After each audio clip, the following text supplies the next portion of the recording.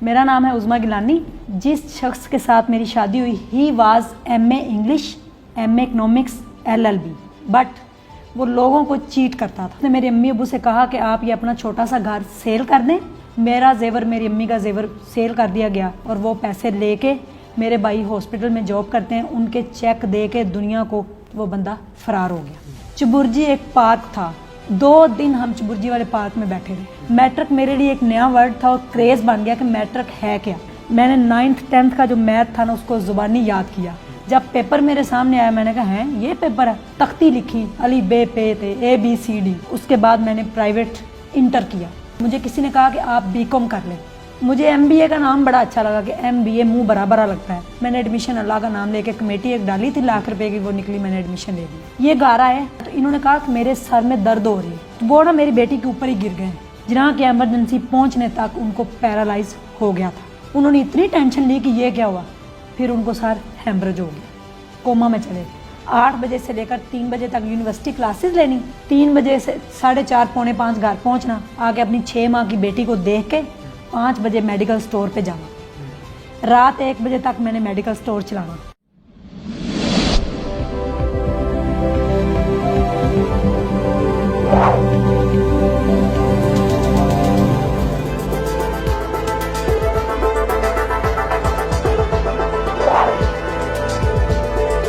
अस्सलाम वालेकुम नाजरीन, मैं हूं अली रहमान खालिद और मैं हाजिर खिदमत हूं आज एक नए इंटरव्यू के साथ। आज हमारे साथ मौजूद हैं उज़मा साहिबा। इनकी कहानी में एक जज्बा भी है, एक जुनून भी है और एक हिम्मत भी है और एक ऐसी पॉजिटिविटी है जो किसी भी इंसान को मुतासर करने के लिए या उसके दिल के जज्बात को उभारने के लिए काफ़ी है। आइए जानते हैं, समझते हैं और देखते हैं कि ये हमसे क्या कहना चाहती हैं। बहुत बहुत शुक्रिया उज़मा साहिबा आपकी तशरीफ़ आवरी का। सबसे पहले तो मैं ये कहना चाहूँगा कि आपकी जो गुफ्तगू है वो हमारे नाजरीन के लिए बहुत मुफीद है। ख़ास तौर पे ख़वातीन के लिए आपकी गुफ्तगू इसलिए भी बहुत मुफीद है क्योंकि आपने अपनी सारी ज़िंदगी कोशिश और जद्दोजहद का साथ नहीं छोड़ा और तालीमी सफ़र को भी जारी रखा। आप अपनी ज़िंदगी के बारे में नाजरीन को बताइए। जी सर, अस्सलाम वालेकुम एवरीवन। मेरा नाम है उज़मा गिलानी और मेरा ताल्लुक़ एक लोअर मिडिल क्लास फैमिली से है। मैं गांव से बिलोंग करती हूँ। मैं बहुत थोड़ा सा पढ़ा लिखी थी सर, बिल्कुल, यानी कि मेरी एजुकेशन बहुत कम थी और 1998 में हम लाहौर आ गए थे। गांव में कुछ ऐसे बस हालात हो गए थे, उसकी वजह से आके हमने जॉब स्टार्ट कर दी थी एक फैक्ट्री के अंदर, मैंने और मेरे अब्बू ने जी। तो वहाँ पे मुझे ये धागे काटने वाली कोई मिली थी कंपनी, वहाँ पे मैं धागे वगैरह काटती थी और बड़ी मुझे टेंशन थी कि क्या है। उस वक़्त 1998 में 2 रुपये वैन का किराया होता था सर, यानी कि 4 रुपये हमारा किराया लगता था अब्बू का और मेरा, जाने में और 4 रुपये आने में। हमने वो 8 रुपये बचाने का सोचा कि कैसे बचाया जाए। हमने देखा कि अगर हम पैदल चल सकते हैं तो ये 8 रुपये बच जाएंगे।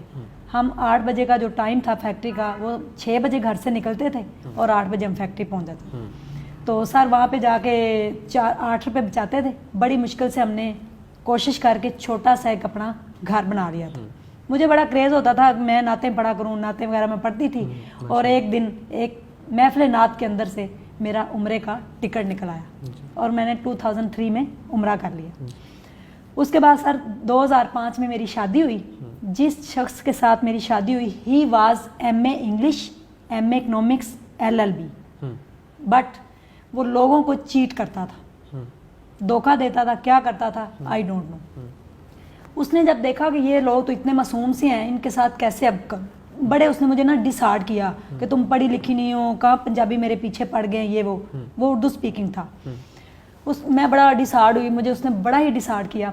उसके बाद सर उसने मेरी अम्मी अबू से कहा कि आप ये अपना छोटा सा घर सेल कर दें ताकि मैं भी अपना घर सेल करता हूँ, एक बड़ा घर ले लें, ये आप लोगों के साथ रहेगी। मेरा डिफरेंट सिटीज़ के अंदर जाना होता है तो मेरा साइन बोर्ड्स का काम है, तो ये आपके साथ रह लेगी। मेरे अब्बू ने वो घर बेच दिया, उसने वो पैसे लिए जो भी था, हमें एक रेंट पे घर ले दिया सब्ज़ादार के अंदर जाके, लाहौर। रेंट पे हम घर ले लिया और उसके बाद रहना शुरू हो गया। अल्लाह ने मुझे एक बेटा दिया उनमें से। तो एक दिन एक आदमी हमारे दरवाजे पे आया, उसने आके कहा कि आप ना इस घर का रेंट दें। हमने कहा नहीं, ये तो हमारा अपना घर है। उसने कहा ये रेंट पे घर है, प्लीज़ आप उनको बुलाएं। ये आए शाम को, इनसे पूछा तो इन्होंने कहा नहीं रजिस्ट्री वगैरह करवानी है, ये वो फला, तो आप ऐसे करें कि प्लीज़ थोड़े से पैसे और कर लें, हम रजिस्ट्री करवाते हैं। मेरा जेवर, मेरी अम्मी का जेवर सेल कर दिया गया और वो पैसे लेके, मेरे भाई हॉस्पिटल में जॉब करते हैं, उनके चेक दे के दुनिया को वो बंदा फरार हो गया।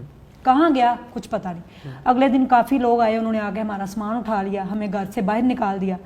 मेरी शादी होके मैं गोजरा गई थी, हम सारे रात को गोजरा चले गए। मेरा बच्चा छोटा सा 3 माह का मेरे साथ, सर्दी बहुत थी। उन्होंने हमें पहचानने से इनकार कर दिया, मेरे ससुराल वालों ने। जी। उन्होंने कहा आप कौन है? इंसानियत के नाते हम इतना कर सकते हैं कि आपको चाय पिलाते हैं, 2-3 घंटे आप ठहरें, सुबह यहाँ से ट्रेन चलेगी 4 बजे तकरीबन, तो आप बैठिएगा और लाहौर वापस चले जाएं। सुबह सर 4 बजे की ट्रेन चली, हम वापस आ गए। चुबुर्जी एक पार्क था जी, हम वहाँ पे आके बैठ गए पूरी फैमिली, और लोग हमें देख रहे हैं कि ये यहाँ पे क्यों बैठे हैं। 2 दिन हम चुबुर्जी वाले पार्क में बैठे रहे। मेरा 3 माह का बच्चा मेरे साथ, सर्दी बहुत, और लोग देख रहे हैं। कोई हमें पैसे दे रहा है कि जैसे ये मांगने वाले हैं, कोई जो भी मुसाफिर हैं। बड़ी तकलीफ हुई थी उस टाइम मुझे, लेकिन मेरे अब्बू के एक दोस्त थे, उनको पता चला, वो आए, उन्होंने आके हमें वहाँ से उठाया, एक रेंट पे घर लेके दिया और हमें राशन डाल के दिया। मैंने बड़ा रोई मैं। और मेरे अम्मी के कज़न थे डॉक्टर साहब, अब उनकी डेथ हो गई है। He was retired from general hospital medical superintendent. उन्होंने कहा कि मुझे कि आप पढ़ें। 2008 में मैं रोती रही है, 2008 का वाक़या, 2005 में मेरी शादी, 2006 में बेटा हुआ, 2008 में वो चले गए। उन्होंने कहा कि आप पढ़ना स्टार्ट करें। मैंने कहा मुझे पढ़ना नहीं आता, अरसा गुजर गया, अब तो मेरी प्रैक्टिस भी नहीं। आप बिलीव करें, उन्होंने मुझे पढ़ाया और काफ़ी लोगों ने मुझे कहा अगर आप मैट्रिक कर लेंगे तो आपको बड़ी अच्छी जॉब मिल जाएगी। मैट्रिक मेरे लिए एक नया वर्ड था और क्रेज़ बन गया कि मैट्रिक है क्या। मैंने सर तख्ती लिखी, आप हंसेंगी भी थोड़ा सा। मैंने 9th 10th का जो मैथ था ना, उसको ज़ुबानी याद किया 3 माह में, क्योंकि मुझे नहीं आती थी वो समझ। मैंने इतनी प्रैक्टिस की, वो मुझे ज़ुबानी याद हो गया। जब पेपर मेरे सामने आया, मैंने कहा है ये पेपर है। आधे घंटे मैंने पेपर सॉल्व करके वो मारा। मैंने कहा ये तो वो क्वेश्चन है, वहाँ पे इक्वल टू था, मल्टीप्लिकेशन, ये वो सारा याद किया। मैंने ज़ुबानी याद किया हुआ था की बुक से, एक एक क्वेश्चन। पता नहीं 1500 क्वेश्चन होंगे, लेकिन मैंने ज़ुबानी याद कर ली। मैट्रिक मैंने पेपर्स दे दिए 3 माह प्रैक्टिस करके, तख्ती लिखी, अली बे पे थे, ABCD 1 2 3। जब मेरा रिजल्ट आया, मैंने 500 का नोट जमा किया था और अपना 2 साल का बेटा साथ उठाया, मैं गई। ये जब ये कैंप वगैरह लगते थे ना, वहाँ बताते थे 2009 में। मैंने कहा सर ये देखना ज़रा हम पास हो गए हैं कि नहीं। वो उसने कहा कि भाई आपके 662 मार्क्स हैं और आप पास हैं। मैंने कहा नहीं, आप थोड़ा सा ध्यान से देखें ज़रा, ये बड़ा इम्पोर्टेंट है। कहते बाजी आप पास हैं। फिर एक और कैंप पे गए, उन्होंने कहा जी आपके 662 मार्क्स हैं। मैं कहा मैंने मैट्रिक कर लिया। मैट्रिक किया जैसे मैंने दुनिया फतह कर ली। मैंने कहा क्या बात है, मैंने मैट्रिक कर लिया। मैंने सब लोगों से कहा मुझे जॉब दें, क्योंकि मैंने तो मैट्रिक कर लिया। मुझे क्या पता था मैट्रिक करने के बाद तो कुछ भी नहीं है ये वो। सर मैं बड़ा एक्साइटेड, और मैंने अपने घर वालों को हिम्मत दी। मैंने कहा, हालांकि मुझे हिम्मत की ज़रूरत थी, मैं खुद टीन एज में थी, मेरी शादी हुई 18-19 साल की एज में। मैंने अपने आप को हिम्मत दी, मोटिवेट किया कि मैं कर सकती हूँ सब कुछ। मैंने अपने अब्बू से कहा आप फिक्र ना करें, हम घर भी बना लेंगे, सब कुछ वापस आ जाएगा, लेकिन आप प्लीज़ हिम्मत रखें। मैट्रिक किया, उसके बाद मैंने प्राइवेट इंटर किया जी, माशाल्लाह। इंटर में मेरे बड़े अच्छे मार्क्स आ गए। मुझे किसी ने कहा कि आप बीकॉम कर लें। मैंने कहा बीकॉम क्या होता है? कहते हैं जी आप बीकॉम कर लें। मैंने government Islamia college Ravi block में आया, मैंने वहाँ पे ना अपना इंटरव्यू दिया, तो उन्होंने मुझे कहा कि जी ठीक है आपकी सिलेक्शन होगी, लिस्ट में नाम आ गया। एज डिफरेंस, मेरी 1 साल की एज ज़्यादा थी। उन्होंने मुझे कहा अगर PU वाले आपको सर्टिफिकेट दे दें एज रिलैक्सेशन का, तो आपका एडमिशन हो जाएगा। मैं PU गई, वहाँ पे एक सर बैठे हुए थे। मैंने कहा सर मैंने पढ़ना है, बड़ी मुश्किल से ये देखे मैट्रिक किया, इंटर किया। उसने कहा एज रिलैक्सेशन यहाँ पे 10 साल भी होती तो मैं कर देता। यूँ स्टैंप लगाई जाए आप पढ़े जाके। बीकॉम पार्ट 2 मुझे कुछ समझ नहीं आया, मेरे ऊपर से गुजर गया, कर लिया जो भी। बीकॉम पार्ट 1 सॉरी, और पार्ट 2 में जाके आपको पता हमारी सोसाइटी, रिलेटिव्स, जी सबसे ज़्यादा ना हमारी टेंशन का ठेका जो है ना वो हमारे रिलेटिव्स लेते हैं। ऐसे वो आपको ये जवान है, बाहर फिरेगी, इसकी शादी करें, इसका निकाह करें, दोबारा करें। वो मैंने कहा मैंने शादी नहीं करनी, मैंने पढ़ना है और मेरा बेटा मेरे साथ है इंशाल्लाह। मुझे किसी चीज़ की अब ज़रूरत नहीं रही। लेकिन सर मुझे हारना पड़ा। मेरे अब्बू ने कहा कि नहीं शादी ज़रूरी। दोबारा मेरा बीकॉम पार्ट 2 में निकाह हुआ। जिस शख्स के साथ निकाह हुआ वो मुझसे 6-7 साल छोटे हैं जी, और वो मैट्रिक हैं सिर्फ, और अनमैरिड थे। मेरा एक बच्चा था, शादी हो गई, बीकॉम पार्ट 2 में। उसके बाद मैंने बीकॉम पार्ट 2 क्लियर किया। मैंने उनको बताया कि मैं पढ़ना चाहती हूँ अपने सेकंड हस्बैंड को, कि प्लीज़ अब आप मुझे रोके ना। उससे पहले सर फिर हम कोर्ट गए, कोर्ट में उसके खिलाफ केस किया, जीओ पे दिया, बड़ी जगह पे उसको ढूंढा, वो नहीं मिले। कोर्ट वालों ने फिर मुझे डिग्री दे दी एक तरफा, यानी कि फिर सर मेरा इनके साथ निकाह हुआ। मैंने इनको बताया कि मैं पढ़ना चाहती हूँ प्लीज़। इन्होंने मुझे कहा कि ठीक है आप पढ़ें। मेरी 6 माह की बेटी थी। जब 6 माह की हुई, इनमें से मुझे अल्लाह ने एक बेटी दी। वो 6 माह की हुई तो मैंने फिर MBA में एडमिशन लिया। मुझे MBA का नाम बड़ा अच्छा लगा कि MBA मुंह बड़ा बड़ा लगता है। मैंने कहा MBA करते हैं। मैंने UMT से MBA किया। UMT में मेरी फर्स्ट क्लास हुई। मुझे नहीं पता था, अंदाज़ा नहीं था कि इतनी ज़्यादा फीस होगी और इतने प्रोजेक्ट असाइनमेंट के खर्चे होंगे। मैंने एडमिशन अल्लाह का नाम लेके कमेटी एक डाली थी लाख रुपए की, वो निकली, मैंने एडमिशन ले लिया। उसके बाद सर मैंने फर्स्ट डे था UMT में, मैंने उसकी दहलीज को चूमा, अपने सिर पे लगाया कि यहाँ से मुझे कुछ मिलेगा। हिम्मत की मैंने, बड़ा मैं खुश, मेरी पहली क्लास, बड़ी खुशी हुई। क्लास के अंदर गई, 50-60 से ज़्यादा स्टूडेंट बैठे हुए थे और बड़े स्टूडेंट स्टाइलिश, और वहाँ पे लोग सोने का चम्मच लेके पैदा हुए हैं, क्योंकि बड़े अमीर लोग, मैं गरीब सा बंदा कहाँ फंस गया। मुझे बड़ी टेंशन हुई। मेरी क्लास हुई, एप्पल आईफोन के बारे में नहीं पता था, थोड़ा पूछा, मेरी बड़ी वो सर ने भी और बड़ा हंसे, बच्चे भी बड़ा हंसे कि इसको एप्पल आईफोन का नहीं पता। तो मुझे बाद में बताया गया। फर्स्ट सेमेस्टर मेरा था और क्लासेस बड़ी ना अजीब थी। सुबह 8 से 11, फिर 2 से 5 या 3:30 की क्लास होती थी। उनकी स्लॉट थी, मुझे नहीं अंदाज़ा था। सर मेरी फर्स्ट क्लास हुई और जो ना मेरे घर से UMT का फासला था वो बहुत ज़्यादा था, यानी कि 1.5 से पौने 2 घंटे मुझे लगते थे कि मैं मुझे वैन चेंज करना पड़ती थी और आधे घंटे का पैदल रास्ता था। सर्दियों में आपको पता है सुबह 6:30 जमात होती है और 6:15 मैं घर से निकलती थी। पहली मेरी क्लास, मैं बड़ा खुश होकर घर आई। मेरे अपने हस्बैंड को बताया कि मेरी आज फर्स्ट क्लास थी, मैं बड़ा खुश हूँ, अब मैंने MBA करना है और जम के पढ़ना है इंशाल्लाह। ये गारा है, मैंने इनको बताया तो इन्होंने कहा कि मेरे सर में दर्द हो रही है। अच्छा। मैंने कहा क्यों, क्या हुआ है? तो कहते हैं मुझे एक पैनाडोल दे दे। मैंने चाय का कप और पैनाडोल दी तो मैंने देखा सर इनसे बोला नहीं जा रहा। 15 मिनट के अंदर अंदर ये काम हुआ। बड़ा दिल हिला देने वाला है, और ख़वातीन के लिए और सब लोगों के लिए मेरा, अब यानी कि जो यहाँ से स्टोरी स्टार्ट हो रही है, इसको ज़रा गौर से सुनिएगा कि आप लोगों को हिम्मत कैसे मिल सकती है। मैंने कहा वो ना मेरी बेटी के ऊपर ही गिर गए। हमारा एक कमरा था नीचे, मैंने रेंट पे दिया था। मैंने वो बाइक को बुलाया कि प्लीज़ आप ऊपर आएँ। वो उनको बाइक पे बिठा के हॉस्पिटल ले गए। हॉस्पिटल वालों ने जल्दी से चेक नहीं किया। उन्होंने कहा कि जी ये पता नहीं क्या है, कोई चीज़ खा ली है जो भी। वो कहते रहे कि मेरा BP हाई हो गया है। उस वक्त उनकी एज थी 23 ईयर्स। उनको BP हाई हुआ सर, लेकिन उन्होंने एक एंजीसाइड की टैबलेट होती है, वो फ़ौरन ज़बान के नीचे रखे ना तो आपका BP फ़ौरन नीचे आ जाता है, लेकिन उन्होंने वो भी नहीं रखी। मुझे उन्होंने फ़ोन किया, भाई ने, कहते हैं आपके हस्बैंड की तबीयत ज़्यादा ख़राब हो गई है, प्लीज़ आप हॉस्पिटल आएँ। मैं सर हॉस्पिटल पहुँची। जब तक उन्होंने रेफर टू जिना हॉस्पिटल कर दिया था और एम्बुलेंस में मेरे हस्बैंड को डाल दिया और मैंने आवाज़ें दी, जबार है उनका नाम। मैंने कहा जबार, लेकिन कुछ नहीं, उनको वॉमिटिंग हो गई थी उस टाइम। और जब जिना में पहुँचे, जिना की एमरजेंसी पहुँचने तक उनको पैरालाइज हो गया था, फालज लेफ़्ट साइड का, लेफ़्ट साइड सारी डेड हो गई थी। अगले दिन उन्होंने वार्ड में शिफ्ट किया। मेरी MBA में उधर फर्स्ट क्लास थी, अभी स्टार्ट ही हुआ था MBA। तो जब वार्ड में शिफ्ट किया ना तो हम गए ना सारे, तो उन्होंने जब मुझे देखा, सबको देखा, तो वो कुछ बताना चाह रहे थे, ज़बान बंद हो गई, ज़बान पे इफेक्ट आया, लेफ़्ट साइड बाजू उठाई, टांग उठाई, नहीं उठाई। उन्होंने इतनी टेंशन ली कि ये क्या हुआ। फिर उनको सर हेमरेज हो गया, कोमा में चले गए। डॉक्टरों ने कहा ही इज़ डेड, इसको घर ले जाए। ICU में शिफ्ट कर दिया गया, कोमा में चले गए। और कोमा में जाने के बाद तीसरे दिन फिर उनको हेमरेज हुआ। एक हेमरेज हो तो इंसान 99% नहीं बचता, मर जाता है, लेकिन कुदरत भी है और साइंस, दोनों चीज़ें एहसास हैं। फिर हेमरेज हुआ कोमा में। डॉक्टरों ने कहा ये नहीं बचने वाले, आप इनको घर ले जाएं।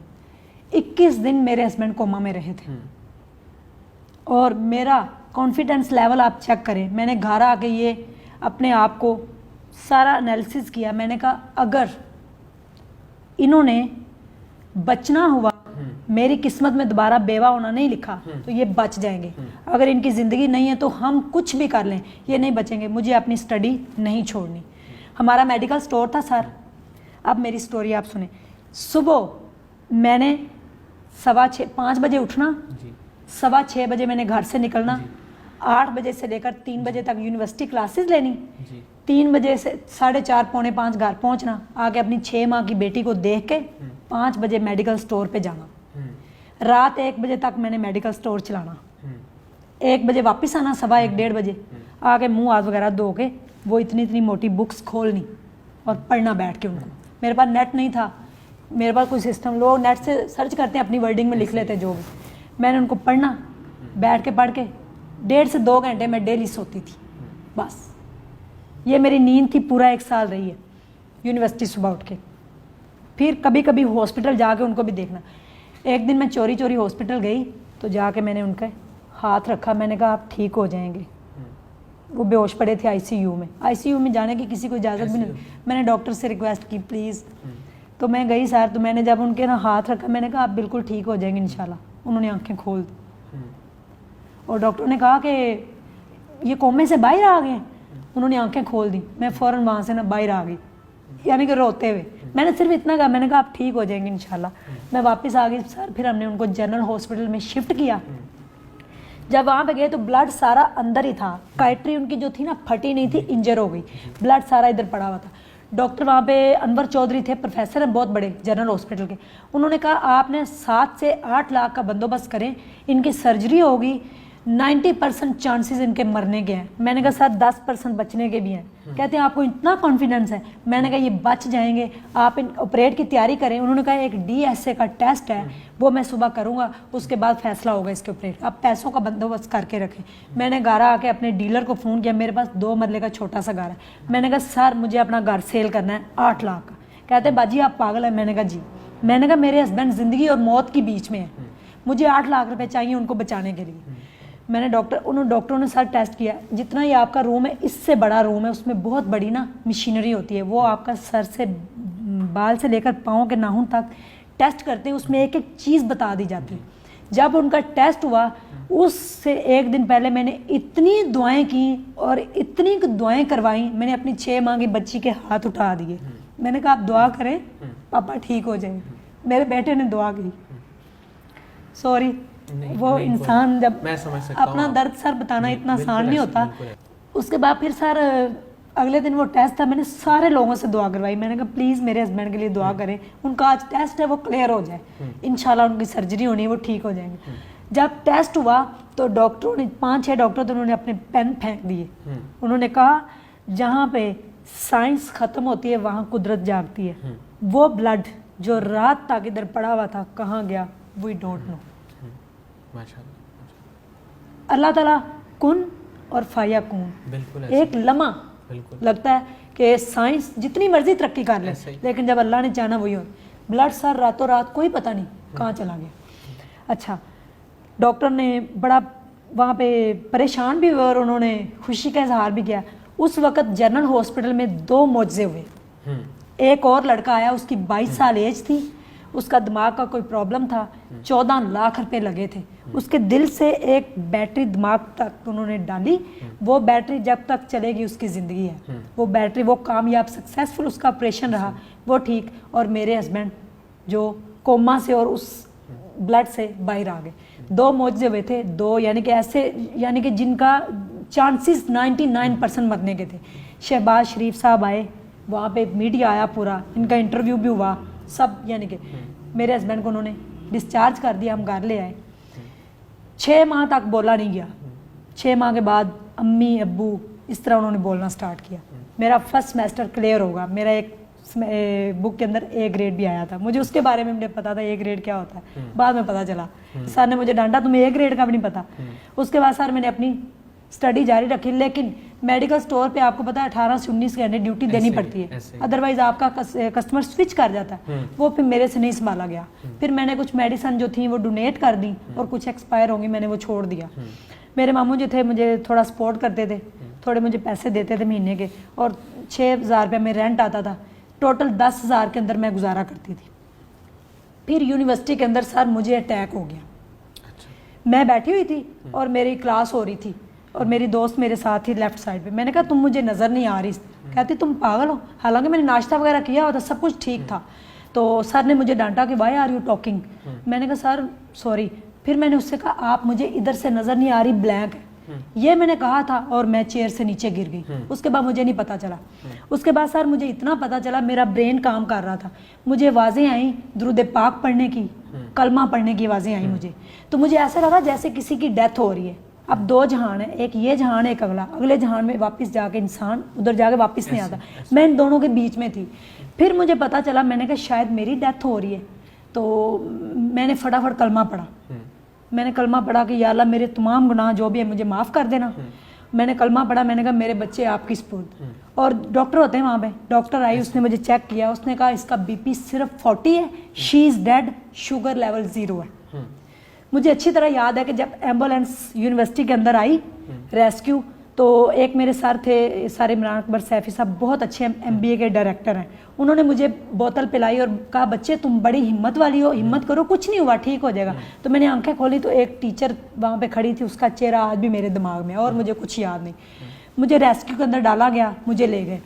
रेस्क्यू जो होती है ना टीम, इनको ट्रेंड जो लोग होते हैं वो रखने चाहिए, यानी कि ट्रेनिंग करवानी चाहिए इनकी, क्योंकि उस वक्त जो पेशेंट की जान होती है इनके हाथों में भी होती है, इनका भी बड़ा रोल होता है।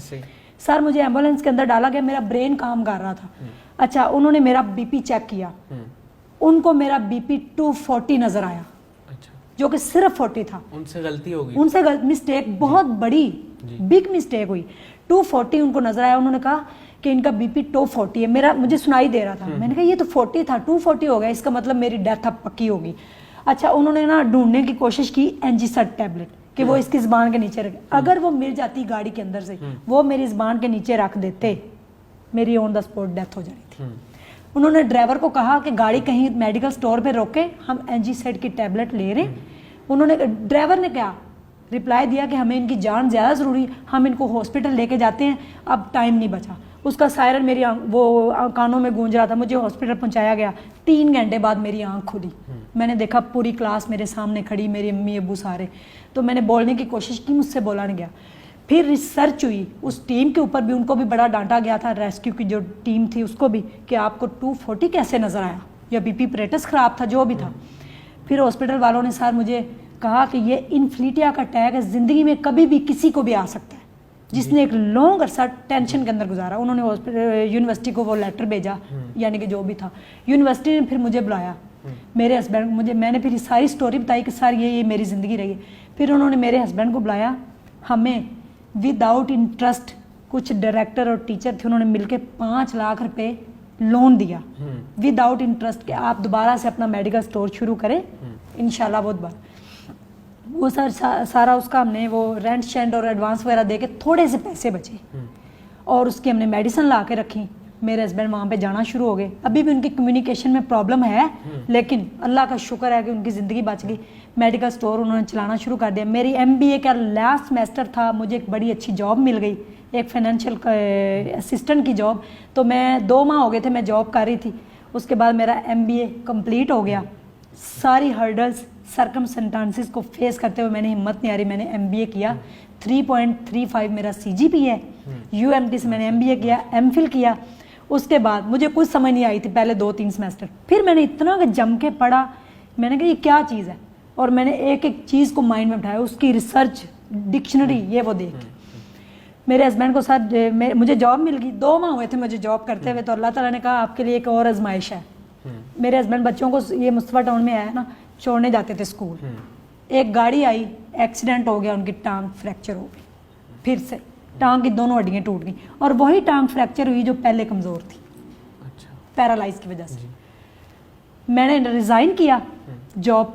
मैंने कहा सर मैं जो है ना जॉब नहीं करना चाहती, जॉब मुझे फिर मिल जाएगी, लेकिन ये जो हमारा बिजनेस है अगर ये अब कोलैप्स हुआ तो ये दोबारा वापस नहीं आएगा। सर मैंने सुबह 8 से रात 1 बजे तक मेडिकल स्टोर चलाया, जम के चलाया। लोगों को पता था उसकी बेगम है, उसका एक्सीडेंट हो गया, टांग फ्रैक्चर हो गई। मैंने अपने हस्बैंड को 4 हफ्तों बाद अपनी टांग पे खड़ा कर दिया। इतनी अच्छी डाइट दी, इतनी अच्छी मेडिसिन दी, उनको टेंशन से उनको फ्री रखा। यानी कि लोग, मैं ये भी मेरा मैसेज है कि जिनको फ्रैक्चर हो जाए ना, उनका बस केयर करें आप। यानी कि डॉक्टर ने कहा था टांग आपने 3 माह सीधी रखनी है, केयर इतनी की कि बिल्कुल 3 माह टांग बिल्कुल सीधी रखी, अच्छी मेडिसिन दी, डाइट दी। 3 माह के बाद मेरे हस्बैंड मेडिकल स्टोर पे आ गए थे। लेकिन फिर भी मैंने उनके साथ बड़ी टाइम स्पेंड किया, मैंने फिर भी साथ दिया कि नहीं। फिर भी सर मैंने जॉब किया, 8-9 माह मुझे लगे, अल्लाह का शुक्र है वो बिल्कुल ठीक हो गए, अब वो मेडिकल स्टोर चला रहे हैं। उसके बाद फिर मैंने चाइनीज़ लैंग्वेज का कोर्स किया, तो फिर मुझे ना आर्थराइटिस हो गया। इसका इम्पैक्ट सर मेरे पे ये आया, सारा जो मेरी नींद ना पूरी हुई, जो यूनिवर्सिटी में सारा दिन मैंने भूखे गुजारा।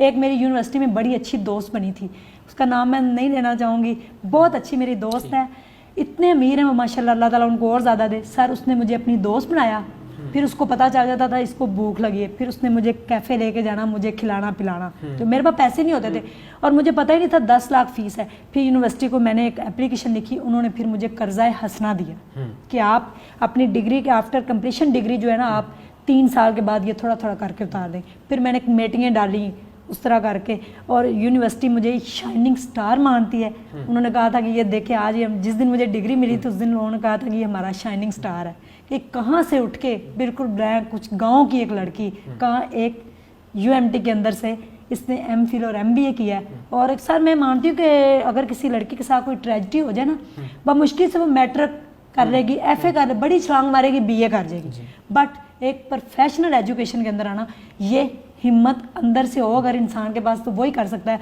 लोग छोटी छोटी बातों से बड़ा सैड हो जाते हैं और अपने आप को करते हैं। मैंने एमबीए किया है, एमफिल किया है अब, और मैं बड़ा एक्साइटेड हूँ। मुझे बड़ी बड़ी अच्छी जॉब्स ऑफर हो रही हैं।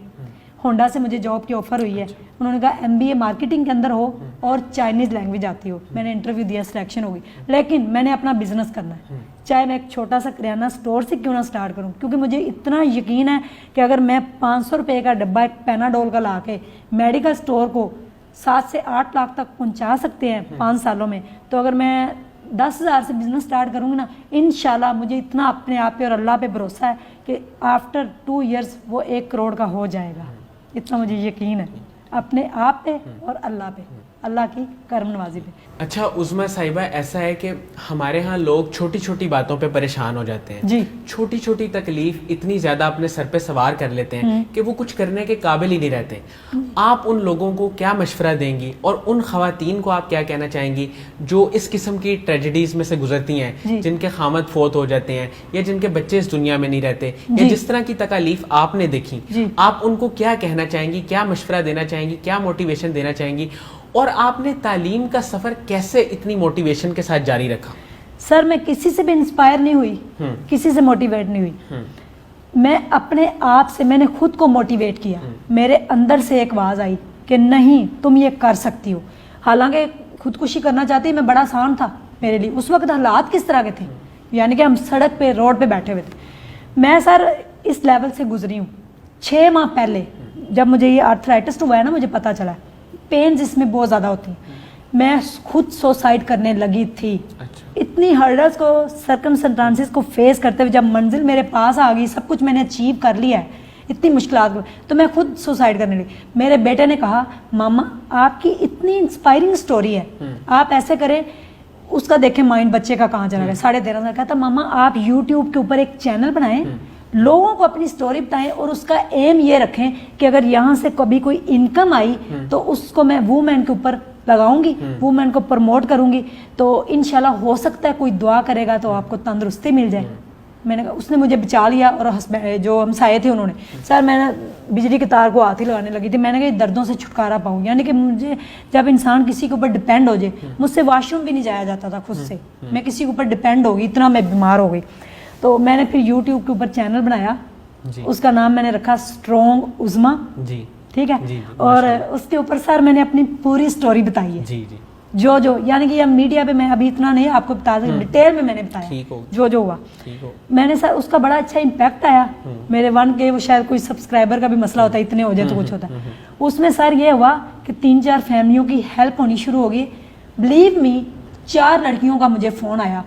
एक लड़की ने 13 साल ड्रग्स लिया, उसके हस्बैंड ने उसको छोड़ दिया था, उसका बच्चे थे 2, तो उस वजह से वो ड्रग्स के ऊपर किसी ने लगा दिया। उसने मुझे फ़ोन किया कि आपकी वजह से मैंने नशा छोड़ा है और आप इसकी वीडियो डालें, इसकी वीडियो आप यूट्यूब के ऊपर डालें कि 13 साल मैंने नशा किया और अब मैंने छोड़ दिया। लोग कहते हैं नशा नहीं छोड़ सकता। आपसे मैं इतना मोटिवेट हुई हूँ कि यार आपकी वीडियो मैंने अचानक ही देखी, तो मैंने कहा यार अगर ये इतना कुछ कर सकती है तो मेरे साथ तो कुछ भी नहीं हुआ, मेरे हस्बैंड ने सिर्फ मुझे डिवोर्स ही दी है और तो मुझे कुछ भी, मेरी फैमिली बैकग्राउंड इतनी स्ट्रॉन्ग है। और ये कहाँ से उठ के कहाँ आप वीडियो डालें, एक लड़की सारा इंजीनियर है, उसकी मुझे कॉल आई, कहती मैं सुसाइड करने लगी थी, आपकी वीडियो देखी, मैंने अपने आप का इरादा बदला, चेंज किया। यानी कि मेरा मैसेज ये है कि लोग छोटी छोटी बातों से परेशान होकर फौरन सुसाइड कर लेते हैं। सुसाइड इसका हल नहीं है, ये तो आर्जी जिंदगी, आपको पता है हकीकी जिंदगी हमारी वो ये कभी भी खत्म हो जाएगी। कितने साल हम जिएंगे, 20 साल 25 साल और 10 साल 15 साल, 15 सेकंड का भरोसा नहीं। लेकिन लोग इसको चीज जब वो परेशान होते हैं तो उसको परेशानी को अपने ऊपर हैवी, हाँ मुझे पता है उस लेवल पे इंसान स्ट्रेस में पहुंच जाता है, डिप्रेशन में चला जाता है, लेकिन इसकी काउंसलिंग होती है। आप लोगों से शेयर करें सर, अपनी फैमिलीज को बताएं, नहीं सुनता अपने दोस्त को बताएं, अपने अंदर ही अंदर घुटे मत। जैसे मैं सारी जिंदगी अपने अंदर अंदर रही हूँ ना आप, लेकिन मैंने सह लिया, मैं मजबूत हो गई थी। हर कोई मजबूत नहीं होता। मेरे टीचरों ने बिलीव में जब ये स्टोरी सुनी तो टीचर के एक हाथ से पेन गुजर गया था, वो गिर गया नीचे, कहते हैं जी क्या कहते हैं, मैं तो मर्द होके ऐसा नहीं हो सकता, आप झूठ बोल रही। मैंने कहा सर मुझे क्या जरूरत है झूठ बोलने, कहते मैं मर्द हूँ, मैं सुसाइड कर जाता, मैं इतना कुछ नहीं फेस कर पाता। तो मैसेज ये है कि आप अपने आप को मजबूत करें, शेयर करें। मसला ये है कि जब आपके पेरेंट्स हैं ना, अगर वो अगर फर्ज करें लड़की है या लड़का है, अगर किसी परेशानी में होता है तो प्लीज उसको सुने, उसको देखें, उसकी काउंसलिंग करें। दोस्त उसको सुन ले, कोई उसको सुने, कैथारसिस हो जाता है जी, उससे इंसान बड़ा रिलैक्स हो जाता है। जब उसको आप कह सकते हैं, आप किसी को ये अगर कह देना कि तुम ये कर सकते हो, बिलीव मी, इंसान ना भी करना चाहे तो वो उसको इतना कॉन्फिडेंस आ जाता है कि मुझे यार किसी ने थपकी दी है कि आप ये काम कर सकते हैं। मुझे हमेशा लोगों ने डीमोटिवेट किया, डीग्रेड किया, और अब लोग मुझे कहते हैं कि आपसे हम इंस्पायर हुए हैं, आपने बड़ी मोटिवेशन दी है। तो इस तरह मैंने चैनल बनाया, उस चैनल का इतना अच्छा इम्पैक्ट आया सर, मुझे आउट ऑफ कंट्री से कॉल आ रही है कि प्लीज़ आप हमसे पैसे लें और डोनेशन आगे, यानी कि लोगों, मैंने कहा मैंने किसी से कोई पैसे नहीं लेने।